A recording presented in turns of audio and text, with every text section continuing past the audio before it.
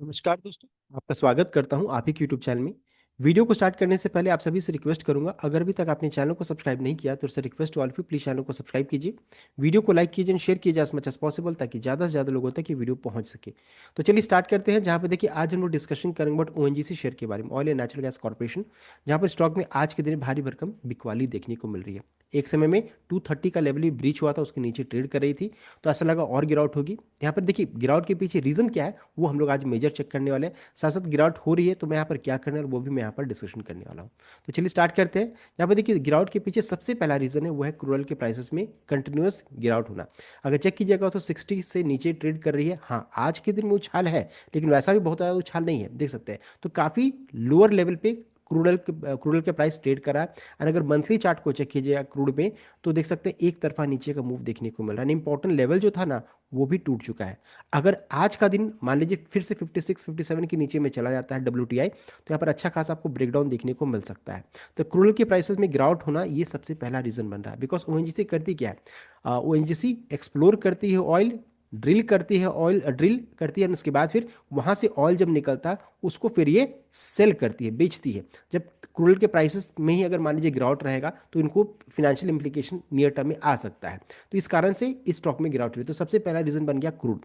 अगर मान लीजिए क्रूड के प्राइसेस में मान लीजिए आज ही के दिन में 5% किसी कारणवश, मान लीजिए ग्लोबल सेंटिमेंट खराब रहा, कुछ भी ऐसा रहा, 5% की तेजी मान लीजिए बन जाए, तो इस सिचुएशन में क्या होगा, क्रूड फिर ओएनजीसी के शेयर में आपको तेजी देखने को मिलेगी। तो सब कुछ के पीछे सब कुछ जो कुछ भी करने से पहले आपको एक चीज को ध्यान देना, क्रूड के प्राइस को जरूर देखिएगा कि कैसा सिचुएशन अभी चल रहा है, इसको ध्यान में रख करके कोई भी ट्रेड इनिशिएट कीजिएगा।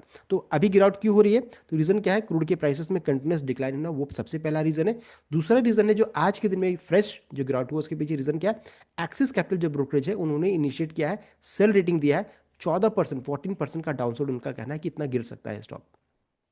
तो ये आज के दिन के पीछे गिरावट के पीछे यही रीजन है। देखिए आज ही रिपोर्ट आ रहा है 15 दिसंबर को, मॉर्निंग आवर्स में अपडेट आया है, जिस कारण से गिरावट हुई है। अब यहाँ पे देखिए बताया जा रहा है कि ONGC shares fail over 3% after axis capital initiated coverage with sell rating and 205 205 का टारगेट प्राइस फिक्स किया है। यानी कि देखिए अभी करंटली ट्रेड करिए 232 के अराउंड में, यहाँ तक गिरकर जा सकता है। तो अच्छा खासा अभी भी यहाँ पर फॉल बचा हुआ है।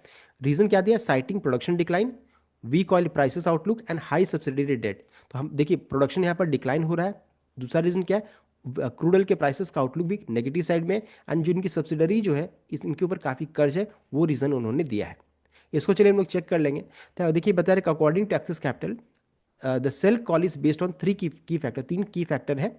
Continued production decline despite BP's involvement a muted oil price. तो यहाँ पर production decline, muted oil prices, जो प्राइस चल रहा है क्रूड का वो म्यूटेड है।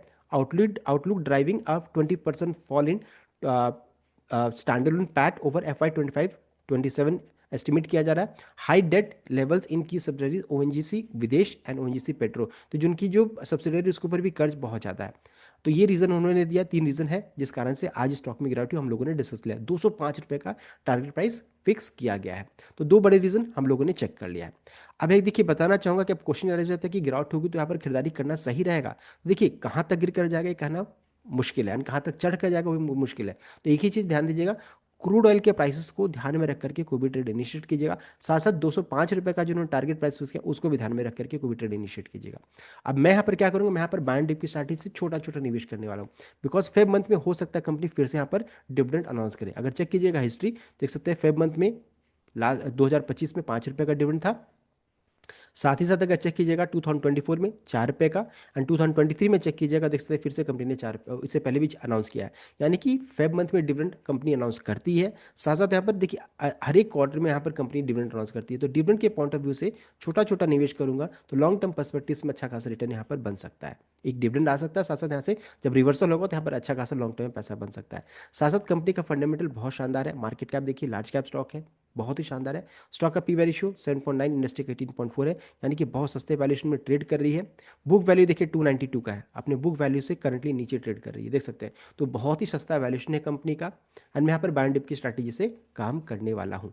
साथ ही साथ अगर चेक करेंगे शेयरहोल्डिंग हिस्ट्री तो देख सकते हैं पब्लिक का स्टेक मात्र 3.87 है, यानी कि 96% से ज़्यादा स्टेक किसके पास है, तो स्ट्रॉन्ग हैंड के पास यहाँ पर देखने को मिल रहा है। तो डर की वैसा कोई बात है नहीं।